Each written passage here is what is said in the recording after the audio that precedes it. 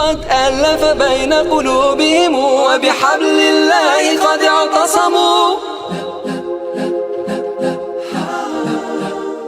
بسم اللہ الرحمن الرحیم. مارچ 625 عیسوی کے مہینے میں قریش نے مدینہ پر حملہ کرنے کے لیے جو لشکر تیار کیا تھا وہ مکہ میں اکٹھا ہو چکا تھا. اس کی کل تعداد 3000 تھی. اس میں 700 افراد نے زرہ پہن رکھی تھی. گھڑ سوار 200 کے لگ بھگ تھے اور سامان جنگ 3000 اونٹوں پر لدا ہوا تھا. یہ لشکر کوچ کے لیے تیار تھا. خالد کو ایک روز پہلے کی بات کی طرح یاد تھا کہ اس لشکر کو دیکھ کر وہ کس قدر خوش ہوا تھا. انتقام کی آگ بجھانے کا وقت آ گیا تھا. اس لشکر کا سالار اعلیٰ ابو سفیان تھا اور خالد اس لشکر کے ایک حصے کا کمانڈر تھا. اس کی بہن بھی اس لشکر کے ساتھ جا رہی تھی. اس کے علاوہ 14 عورتیں اس لشکر کے ساتھ جانے کے لیے تیار تھیں. ان میں ابو سفیان کی بیوی ہند بھی تھی. عمرو بن العاص کی اور ابو جہل کے بیٹے اکرمہ کی بیویاں بھی شامل تھیں. باقی سب گانے بجانے والیاں تھیں. سب کی آواز میں سوز تھا اور ان کے ساز دف اور ڈھولک تھے. ان عورتوں کا جنگ میں یہ کام تھا کہ جوشیلے اور جذباتی گیت گا کر سپاہیوں کا حوصلہ بلند رکھیں اور ان کی یاد تازہ کرتی رہیں جو جنگ بدر میں مارے گئے تھے. خالد کو افریقہ کا ایک حبشی یاد آیا جس کا نام وحشی بن حرب تھا. وہ قریش کے ایک سردار جبیر بن مطعم کا غلام تھا. وہ دراز قد اور سیاہ طاقتور تھا. اس نے برچھی مارنے کے فن میں شہرت حاصل کی تھی. اس کے پاس افریقہ کی بنی ہوئی برچھی تھی. اس کا افریقی نام کچھ اور تھا. اسے عربی نام جبیر نے اس کے جنگی کمالات دیکھ کر دیا تھا. بن حرب کوچ سے کچھ دیر پہلے جبیر بن مطعم نے اسے کہا مجھے اپنے چچا کے خون کا بدلہ لینا ہے. شاید مجھے موقع نہ مل سکے. میرے چچا کو بدر کی لڑائی میں محمد کے چچا حمزہ نے قتل کیا تھا. اگر تم حمزہ کو قتل کر دو تو میں تمہیں آزاد کر دوں گا. حمزہ میری برچھی سے قتل ہوگا یا آقا. وحشی بن حرب نے کہا. یہ حبشی غلام اس طرف جا نکلا جہاں وہ عورتیں اونٹوں پر سوار ہو چکی تھیں جو اس لشکر کے ساتھ جا رہی تھیں.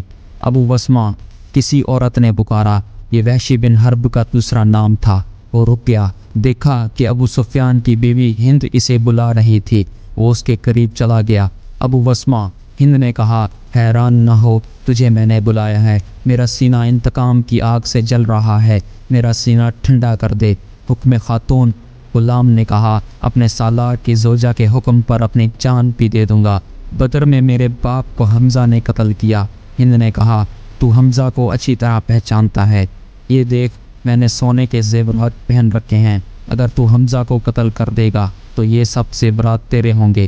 وحشی بن حرب نے ہند کے زیورات پر نظر ڈالی تو وہ مسکرایا اور زیر لب پرعزم لہجے میں بولا، حمزہ کو میں ہی قتل کروں گا. اسلام سے پہلے ہی عربوں میں ختنے کا رواج موجود تھا. جنگ احد میں حضرت حمزہ رضی اللہ تعالیٰ عنہ نے جس صبا کو للکارا تھا اس کی ماں ختنہ کیا کرتی تھی.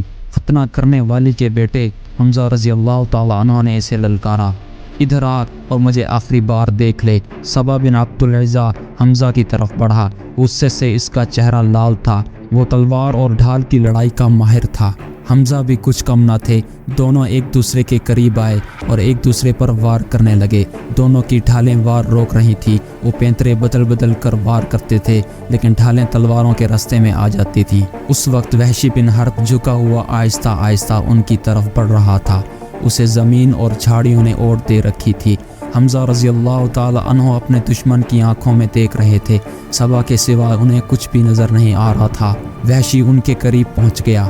برچھی نشانے پر پھینکنے کا وہ ماہر تھا. وہ اتنا قریب ہو گیا جہاں سے اس کی برچھی خطا نہیں جا سکتی تھی. وہ اٹھ کھڑا ہوا اور برچھی کو ہاتھ میں تولا، پھر اسے پھینکنے کی پوزیشن میں لایا.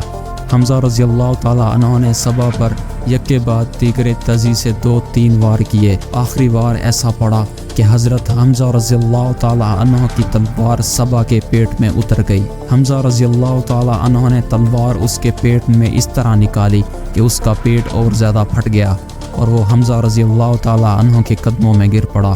حمزہ رضی اللہ تعالیٰ عنہ ابھی سنبھلے ہی تھے کہ وحشی نے ان پر پوری طاقت سے برچھی پھینکی. فاصلہ بہت کم تھا. برچھی حضرت حمزہ رضی اللہ تعالیٰ عنہ کے پیٹ میں اتنی زیادہ اتر گئی کہ اس کی انی حمزہ رضی اللہ تعالیٰ عنہ کی پیٹھ سے آگے نکل گئی. حمزہ رضی اللہ تعالیٰ عنہ گرے نہیں، انہوں نے ادھر ادھر دیکھا، انہیں وحشی دکھائی دیا۔ حمزہ برچھی اپنے جسم میں لیے ہوئے وحشی کی طرف بڑھے، وحشی جہاں کھڑا تھا وہیں کھڑا رہا۔ حمزہ رضی اللہ تعالیٰ عنہ 4-5 قدم چل کر گر پڑے۔ وحشی ان کے جسم کو ہلتا جلتا دیکھتا رہا۔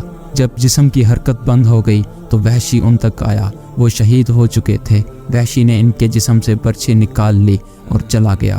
اب وہ ہند اور اپنے آقا جبیر بن مطعم کو ڈھونڈنے لگا۔ ابو سفیان کی بیوی ہند ہاتھ میں خنجر لیے دوڑے ہوئے چلی آ رہی تھی۔ اس کے اشارے پر قریش کی وہ عورتیں جو قریش کے لشکر کے ساتھ آئی تھیں اس کے پیچھے پیچھے دوڑ آئیں۔ ہند ہر ایک لاش کو دیکھ رہی تھی۔ وہ اونچے قد کی اور فربی مائل جسم کی پہلوان قسم کی عورت تھی۔ وہ ہر ایک لاش کو دیکھ رہی تھی۔ کوئی لاش اوندے منہ پڑی ہوئی نظر آتی تو وہ پاؤں کی ٹھوکر سے اس لاش کو سیدھا کر کے دیکھتی تھی۔ اس نے اپنے ساتھ کی عورتوں سے کہا کہ وہ حمزہ رضی اللہ تعالیٰ عنہ کی لاش کو تلاش کریں۔ اسے حمزہ کی لاش مل گئی۔ ہند بھوکے ترندے کی طرح لاش کو چیرنے لگی۔ اس نے لاش کے کچھ اعضاء کاٹ کر پرے پھینک دیے۔ اس نے دوسری عورتوں کو دیکھا جو اس کے قریب کھڑی تھیں۔ کھڑی دیکھ کیا رہی ہو؟ ہند نے عورتوں سے یوں کہا جیسے وہ پاگل ہو چکی ہو۔ یہ دیکھو، میں نے اپنے باپ، اپنے چچا، اپنے بیٹے کے قاتل کی لاش کا کیا حل کر دیا۔ جاؤ مسلمانوں کی ہر ایک لاش کا یہی حال کر دو اور سب کے کان اور ناک کاٹ کر لے آؤ۔ اب وہ عورتیں مسلمانوں کی لاشوں کو چیرنے پھاڑنے کے لیے وہاں سے ہٹ گئیں تو ہند نے خنجر سے حمزہ کا پیٹ چاک کر کے اس کے اندر ہاتھ ڈالا۔ اس کا ہاتھ باہر آیا تو اس میں حضرت حمزہ رضی اللہ تعالیٰ عنہ کا کلیجہ تھا جو ہند نے خنجر سے کاٹ لیا۔ اس نے اس پر اکتفا نہ کیا۔ حمزہ رضی اللہ تعالیٰ عنہ کے کلیجے کا ایک ٹکڑا کاٹ کر اس نے اپنے منہ میں ڈالا اور بری طرح اسے چبانے لگی، لیکن تھوڑی دیر بعد اس نے کلیجے کے ایک ٹکڑے کو اگل دیا۔ خالد کو دور ابو سفیان کھڑا نظر آیا۔ ہند کی اس وحشیانہ حرکت نے خالد کا مزاق کرکرا کر دیا تھا۔ وہ جنگجو تھا، وہ صرف آمنے سامنے آ کر لڑنے والا آدمی تھا۔ اپنے دشمن کی لاشوں کے ساتھ یہ سلوک اس نے نفرت کی نگاہ سے دیکھا۔ ابو سفیان کو یہ دیکھ کر خالد نے اپنے گھوڑے کو ایڑ لگائی اور ابو سفیان کے پاس جا کر گھوڑا روکا۔ ابو سفیان، خالد نے غصے اور حقارت کے ملے جلے لہجے میں کہا، کیا تم اپنی بیوی اور ان عورتوں کو اس وحشیانہ حرکت کو پسند کر رہے ہو؟ ابو سفیان نے خالد کی طرف ایسی نگاہوں سے دیکھا جن میں بے بسی کی جھلک تھی اور صاف پتہ چلتا تھا کہ اسے لاشوں کے ساتھ اپنی بیوی کا یہ سلوک پسند نہیں۔ خاموش کیوں ابو سفیان؟ تم ہندا کو جانتے ہو خالد؟ ابو سفیان نے دبی سی زبان میں کہا، اگر میں یا تم اسے روکنے کے لیے آگے بڑھے تو یہ خنجر سے ہمارے پیٹ بھی چاک کر دے گی۔ خالد ہند کو جانتا تھا۔ وہ ابو سفیان کی اس بے بسی کو سمجھ گیا۔ ابو سفیان نے سر جھکایا، گھوڑے کی لگام کو جھٹکا دیا اور منہ پھیر کر دوسری طرف چل پڑا۔ خالد بھی اس منظر کو برداشت نہ کر سکا۔ جب ہند حضرت حمزہ رضی اللہ تعالی عنہ کی لاش کا کلیجہ چبا کر اگل چکی تو اس نے پیچھے دیکھا۔ اس کے پیچھے جبیر بن مطعم کا غلام وحشی بن حرب کھڑا تھا۔ اس کے ہاتھ میں افریقہ کی بنی ہوئی وہی پرچی تھی جس سے اس نے حضرت حمزہ رضی اللہ تعالی عنہ کو شہید کیا تھا۔ یہاں کیا کر رہے ہو بن حرب؟ ہند نے تہمکانہ لہجے میں اس سے کہا، جاؤ اور مسلمانوں کی لاشوں کے ٹکڑے ٹکڑے کر دو۔ وحشی بن حرب بولتا بہت کم تھا۔ اس کی کوشش یہی ہوتی تھی کہ زیادہ سے زیادہ بات اشاروں میں کر لی جائے۔ اس نے ہند کا حکم ماننے کی بجائے اپنا ہاتھ ہند کے آگے پھیلا دیا۔ اس کی نظریں ہند کے گلے میں لٹکتے ہوئے سونے کے ہار پر جم گئی تھیں۔ ہند کو اپنا وعدہ یاد آ گیا۔ اس نے وحشی سے کہا تھا کہ تم میرے باپ، چچا اور بیٹے کے قاتل کو قتل کر دو تو میں جتنے زیورات پہن رکھے ہیں وہ تمہارے ہوں گے۔ وہ وحشی اپنا انعام لینے آیا تھا۔ ہند نے اپنے تمام زیورات اتار کر وحشی بن حرب کے پھیلے ہوئے ہاتھ پر رکھ دیے۔ وحشی کی ہونٹوں پر مسکراہٹ آ گئی اور وہاں سے چل پڑا۔ ہند پر اس وقت فتح اور انتقام کا بھوت سوار تھا۔ ٹھہر جاؤ بن حرب، ہند نے جوشیلی آواز میں اس حبشی کو بلایا۔ جب وہ اس کے پاس آیا تو ہند نے کہا، میں نے تمہیں کہا تھا کہ میرا کلیجہ ٹھنڈا کر دو تو تمہیں میں اپنے زیورات دوں گی، لیکن تم اس سے زیادہ انعام کے حقدار ہو۔ ہند نے قریش کی عورتوں کی طرف اشارہ کیا اور کہا، تم جانتے ہو کہ ان عورتوں میں کنیزیں کون کون سی ہیں؟ دیکھو، وہ جوان بھی ہیں، خوبصورت بھی، تمہیں جو کنیز اچھی لگتی ہے لے جاؤ۔ وحشی بن حرب نے اپنی عادت کے مطابق خاموشی سے چند لمحے ہند کے چہرے پر نظریں گاڑیں، لیکن اس کی نظریں کنیزوں کی طرف نہ گئیں۔ اس نے انکار میں سر ہلایا اور وہاں سے چلا گیا۔